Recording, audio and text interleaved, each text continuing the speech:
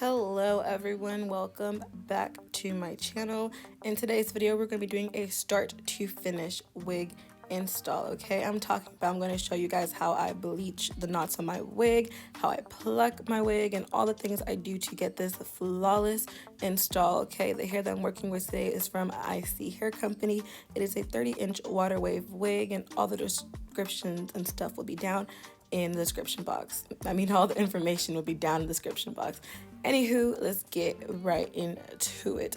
So this is how the wig is looking straight out of the box, and first thing I do to all of my wigs is I bleach the knots.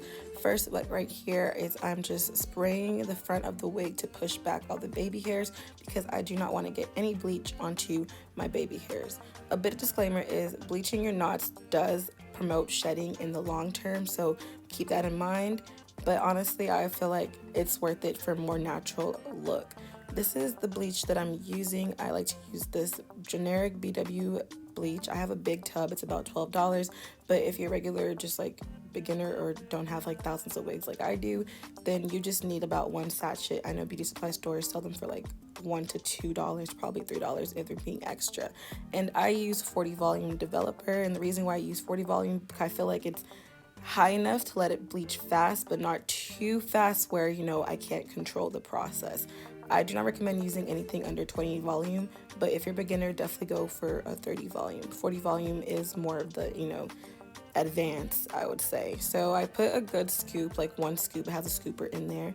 I pour in my developer. I like to pour it in slowly, especially for beginner, because you don't want your consistency to be too runny. And developer, a little bit goes a long way because you think you didn't pour that much, but now it's too runny and it's going to start seeping through your lace, which you don't want. So I like to pour it into sections, and even in this, I poured a little bit too much and it was a little bit too runny for my liking. I like to get a nice icing type of consistency, if that makes sense. So like it's not like a melted ice cream, it's kind of like spreadable like icing, if that makes sense, right? So if you do end up pouring a little bit too much developer, that's okay. Add more powder to kind of offset the texture. I always make sure I flip over my spatula to make sure nothing's falling out. If it's dripping, it's too runny and I cannot use that at all.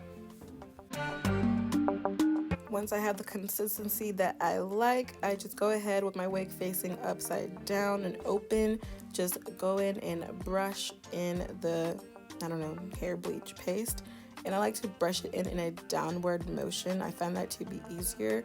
I don't put too much pressure, but enough to make sure that I'm getting those knots.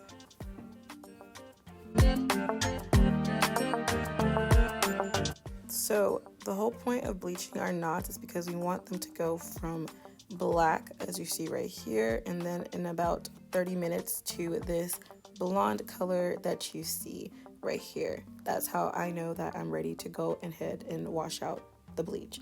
So here's me just, washing it out first. I wash out all the bleach, and then once I've washed it out, to tone the knots because it's looking a little bit orange and brassy, I use this purple shampoo. This is a Walmart brand, but people also use Shimmer Lights, which is popular, but it's much cheaper, so, can't lose with that. I use a good amount, like I'm trying to cover all of the hair with this, so I really squirt it in there, and then I let it sit for another 10 minutes, not too long. Come back, wash it out, and boom, bam, our knots is ready to be plucked. So I do have a recent plucking video out, so this is going to be more of like a quick overview, but a more detailed one will be also in my channel.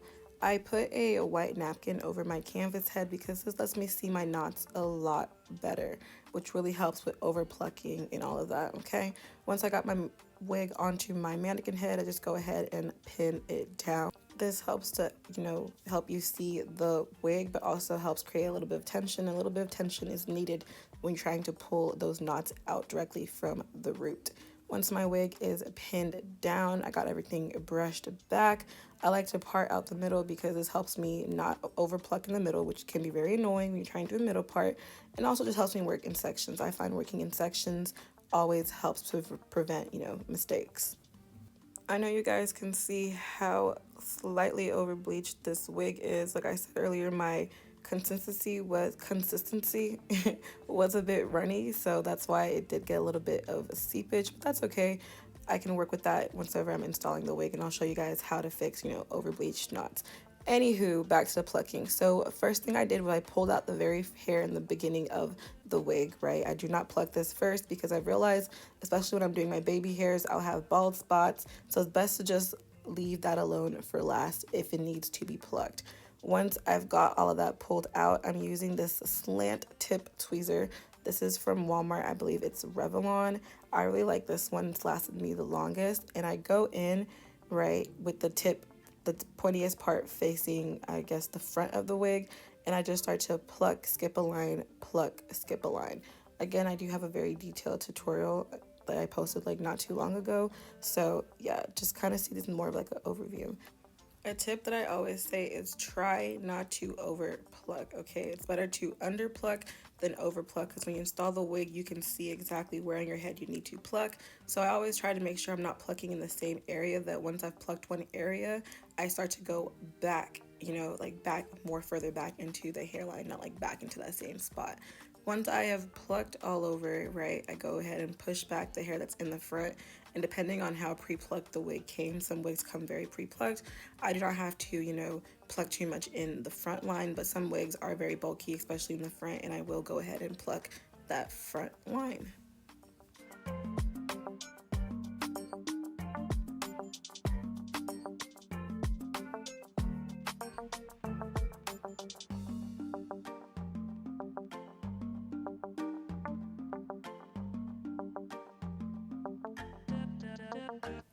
Whew, okay, so we've plucked, we've bleached, and now we have to tint our lace. We're almost to the installation, y'all.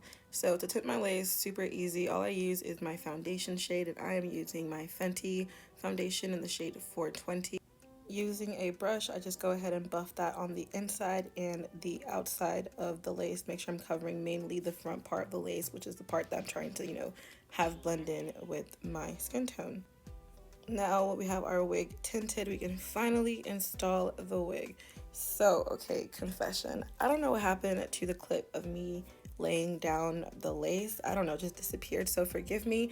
But we're gonna quickly just take a flashback to a recent install that I did, because I use the same technique for all of my wigs, okay? So what I'm using is my Got2b hairspray, and I'm just spraying that directly onto the front part of the hairline, you know, just taking my time spraying that in. And I like to go in with my rat tail comb or whatever, you know, flat surface thing I can use to help me push the lace down, and my blow dryer on a warm to cool heat setting, not hot because that's going to make it too sticky, and I just use that to help push the lace into my skin.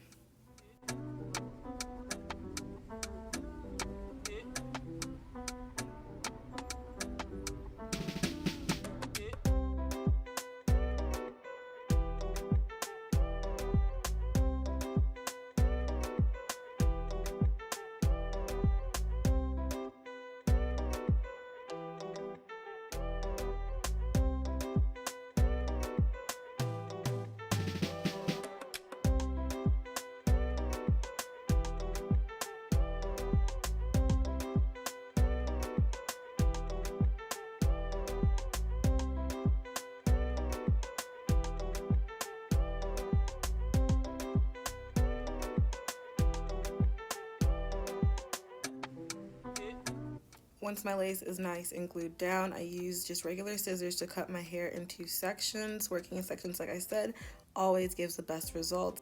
Using my little cuticle scissors, I'm just cutting in a up and down jagged motion across the lace, and I try my best to cut as much lace as possible.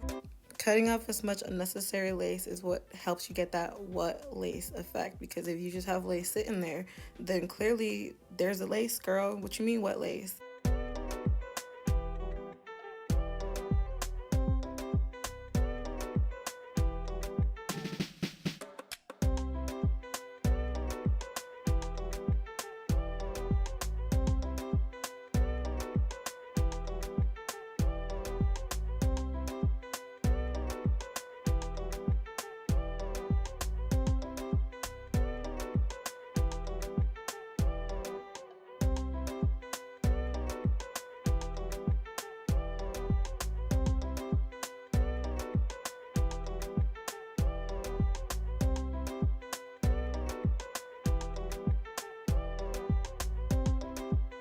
Alright, now that I've cut off all the lace, I go ahead and just pull down the front line of hair.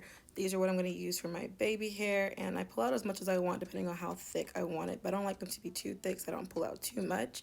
And I just go ahead and respray the lace some more because, you know, just in case I have any lifting, because you do not want any lifting, especially if you're going to be laying down your baby hairs, because trying to swoop baby hairs when the lace is lifting, trust me, it's a madness. So once I've done all of that, I pull the hair down like an anchor, go in my blow dryer again to just, you know, re-lock in that lace. Okay, we're back to the present. We're all caught up. Thank you for bearing with me over there. So now that I've pulled out all my baby hairs, I'm just going in and just using my scissors and cutting them a little bit short. This is not as short as I'm going to cut them, but just for now so I can, like, you know, see what I'm doing. I'm using my elastic band to just lay the lace one more time because I'm really not trying to have any lifting. I'm telling you, lifting is the devil when it comes to trying to get a flawless install. So I put my elastic band, let that sit for a little bit, probably like 2 to 5 minutes, come back, and we are ready to do our baby hairs. So for my baby hairs, I am using Got To Be gel. I'm sorry, I'm tripping. I'm using Eco Styler.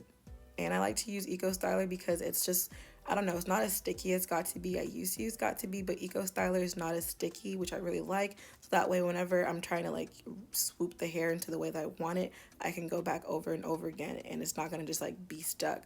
But once you lay it down, it stays in that place, if that makes sense. So it has the lasting ability of Got To Be without all that extra stickiness, which is what I really like.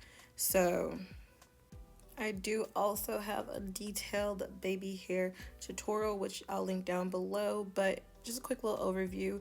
I just kind of just swoop and use my finger as like a placeholder, if that makes sense. I always kind of look at like Instagram pictures or a Pinterest post to give me inspiration for what I'm doing, because honestly, I never know what type of baby hair I'm going for. As you can see, first I thought I was going to do the little, you know, middle part type of thing where there's only swoops on the side, but I changed my mind and ended up doing the normal traditional baby hairs where, you know, you have this swoop in the middle and all around the hair. So I kind of just do whatever I feel like looks good. It does take me, honestly, the longest. Like the install part's super quick, but the baby hairs sometimes can take me an hour just to figure out. So don't be discouraged if you're not getting it. It takes time. It's an art. But yeah, so once I'm done doing my baby hairs, I will come back to you guys.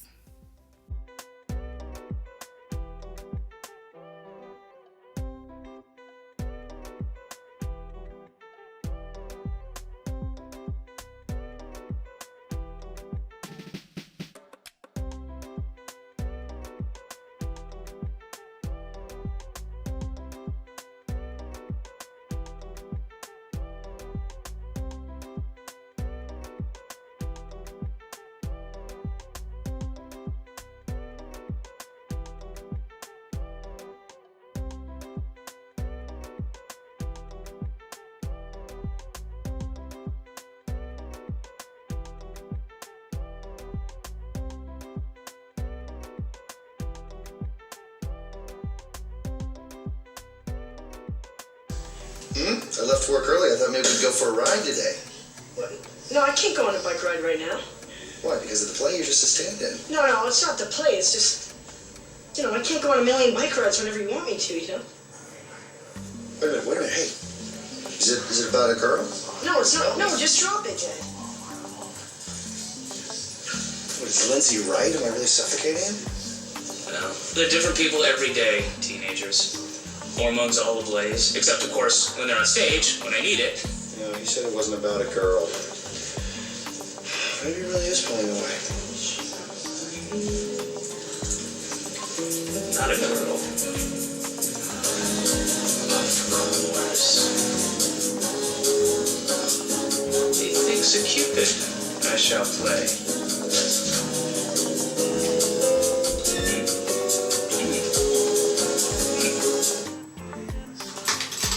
Tobias came up with a new plan for the play and a way to connect to George Michael. I know why you're in the play. What? Baby hair have been laid, and now we're gonna go in with that elastic band one more time and let that lace simmer. Final step of this is to go ahead and, you know, define these curls. All I'm using is a little bit of leave-in conditioner. I'll link it down below which one I'm using, mixed in with some water into a spray bottle, and just, you know, brushing out the curls until they start to get nice and defined. I just like to make sure that I'm brushing them all the way through and scooping towards the end to really get that, you know, ringlet type of look. And also it's really important that you drench the hair, especially if it's your first time, you know, out of the box defining the hair, because you need to break away from that like manufactured curl pattern that it comes in and brush it out to get the actual really pretty curls that's meant to have.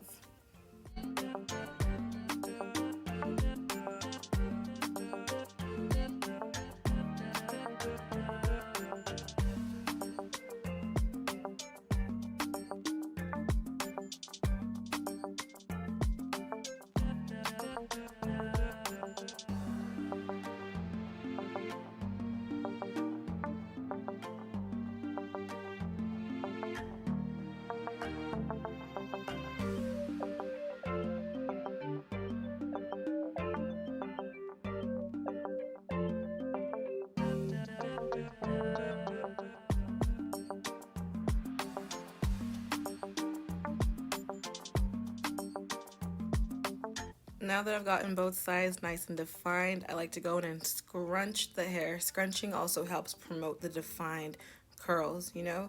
So I go in and just scrunch it all up, and I bring the hair forward all the way, and I just let the hair air dry like this.